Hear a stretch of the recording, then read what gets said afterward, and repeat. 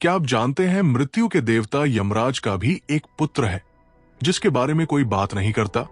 उसकी कहानी इतनी रहस्यमयी है कि आप अपने कानों पर विश्वास नहीं कर पाएंगे। नमस्कार दोस्तों, और स्वागत है आपका हमारे चैनल संत समागम पर। आज हम एक ऐसी कहानी लेकर आए हैं जो आपके रोंगटे खड़े कर देगी। एक ऐसी कहानी जिसे सुनकर आप मृत्यु और जीवन के सबसे बड़े रहस्यों को एक नए नजरिए से देखने लगेंगे। आज हम बात करने जा रहे हैं यमराज के उस पुत्र की जिसके बारे में कोई नहीं जानता, उस रहस्यमय अस्तित्व की जिसका नाम भी शायद ही किसी ने सुना हो। क्या आप तैयार हैं उस दुनिया में जाने के लिए जहां जीवन का अंत और मृत्यु का रहस्य एक साथ मिलते हैं? सोचिए, मृत्यु ये एक ऐसा शब्द है जो हम सबको डराता है, एक ऐसा पड़ाव जहां से कोई वापस नहीं आता। हम सब जानते हैं कि मृत्यु के देवता यमराज है, वो जो जीवन का हिसाब किताब रखते हैं और आत्माओं को उनके कर्मों के अनुसार गति प्रदान करते हैं। लेकिन क्या आपने कभी सोचा है कि मृत्यु से जुड़ा एक और गहरा रहस्य हो सकता है, एक ऐसा रहस्य जो स्वयं यमराज से भी जुड़ा हो?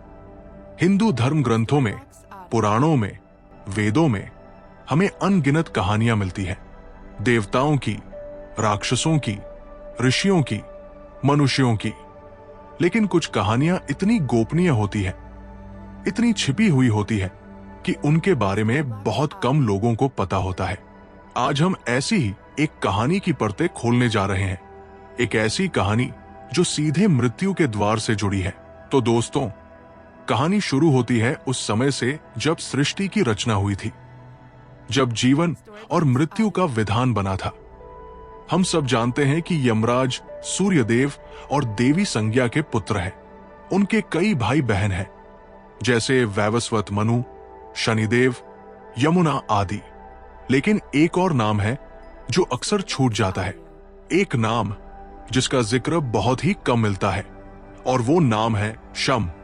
जी हां, शम, यमराज के एक ऐसे पुत्र जिनके बारे में आप शायद ही जानते होंगे। अब आप सोच रहे होंगे कि अगर यमराज के पुत्र हैं तो उनका जिक्र इतना कम क्यों है? वो कहाँ है, वो क्या करते हैं और उनका मृत्यु से क्या संबंध है? यहीं से शुरू होता है सबसे बड़ा रहस्य। हमारी पौराणिक कथाओं में शम का उल्लेख बहुत ही गूढ़ और प्रतीकात्मक रूप से मिलता है। कुछ प्राचीन ग्रंथों में उन्हें मृत्यु के शांति दूत या अंतिम विश्राम के वाहक के रूप में वर्णित किया गया है। लेकिन ये सिर्फ ऊपरी परत है, असली कहानी तो कुछ और ही है। कहा जाता है कि जब सृष्टि में पाप और अधर्म बहुत बढ़ गया था और मृत्यु का कार्यभार यमराज के लिए असहनीय हो गया था, तब ब्रह्मा जी ने एक विशेष शक्ति का आह्वान किया। ये शक्ति कोई और नहीं बल्कि यमराज के ही एक अंश से उत्पन्न हुई, एक ऐसी शक्ति जो मृत्यु के भयावह पहलू को नियंत्रित कर सके और उसे शांति और न्याय का रूप दे सके। और यहीं से जन्म हुआ शम का। अब आप सोचेंगे कि यमराज खुद मृत्यु के देवता है, तो उन्हें किसी और की क्या जरूरत थी? यहीं पर आता है मृत्यु से जुड़ा सबसे बड़ा रहस्य। यमराज का कार्य केवल आत्माओं को उनके कर्मों के अनुसार दंडित करना या मोक्ष प्रदान करना नहीं है। उनका कार्य जीवन और मृत्यु के संतुलन को बनाए रखना भी है, और इस संतुलन को बनाए रखने में शम की भूमिका अत्यंत महत्वपूर्ण मानी गई है। कुछ गूढ़ परंपराओं में शम को निशीथ या अंतिम रात्रि का प्रतीक माना जाता है। वो रात्रि जब जीवन का चक्र थम जाता है और आत्मा एक नए आयाम में प्रवेश करती है। शम का कार्य मृत्यु के भय को कम करना है। सोचिए, जब कोई प्राणी मृत्यु के करीब होता है तो उसे बहुत पीड़ा और डर सताता है। शम को उन आत्माओं को शांति प्रदान करने वाला, उन्हें अंतिम यात्रा के लिए तैयार करने वाला माना जाता है। ऐसा माना जाता है कि जब यमदूत किसी आत्मा को लेने आते हैं तब भी शम का प्रभाव वहां मौजूद होता है। वो आत्मा को सहजता से शरीर छोड़ने में मदद करते हैं ताकि मृत्यु का अनुभव उतना कष्टदायी न हो। क्या यह आपको अजीब नहीं लगता कि मृत्यु, जिसे हम इतना भयानक मानते हैं, उसका एक ऐसा शांत पहलू भी हो सकता है? दरअसल शम का नाम शम शब्द से आया है, जिसका अर्थ है शांति, स्थिरता, उपशम। यानी वो जो चीजों को शांत करे, जो दुखों को कम करे। इसलिए उन्हें यमराज का वो पुत्र माना जाता है जो मृत्यु के कठोर पहलुओं को नरम बनाता है, जो आत्मा को उसकी अंतिम यात्रा में भयभीत होने से रोकता है। तो दोस्तों, ये कहानी हमें क्या सिखाती है? ये कहानी हमें सिखाती है कि मृत्यु केवल अंत नहीं है, ये एक बदलाव है, एक रूपांतरण है, और इस रूपांतरण में भी एक शांति, एक संतुलन है। शम का अस्तित्व हमें बताता है कि ब्रह्मांड में हर चीज का एक उद्देश्य है, यहां तक कि मृत्यु का भी। कुछ परंपराओं में यह भी कहा जाता है कि शम उन आत्माओं का मार्गदर्शन करते हैं जो मृत्यु के बाद भटक जाती है या जिन्हें अपने कर्मों के अनुसार गति नहीं मिल पाती। वो उन्हें सही मार्ग दिखाते हैं और उन्हें शांति प्रदान करते हैं। क्या ये आपको एक आशा की किरण नहीं देता कि मृत्यु के बाद भी एक व्यवस्था है, एक मार्गदर्शक है?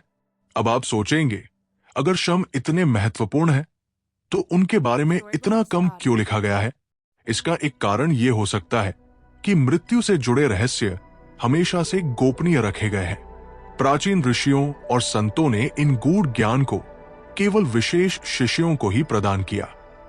ये ज्ञान इतना गहरा था कि उसे सार्वजनिक रूप से प्रकट करना शायद उचित नहीं समझा गया। दूसरा कारण यह भी हो सकता है कि शम का अस्तित्व मृत्यु के उस पहलू से जुड़ा है जिसे हम स्वीकार नहीं करना चाहते।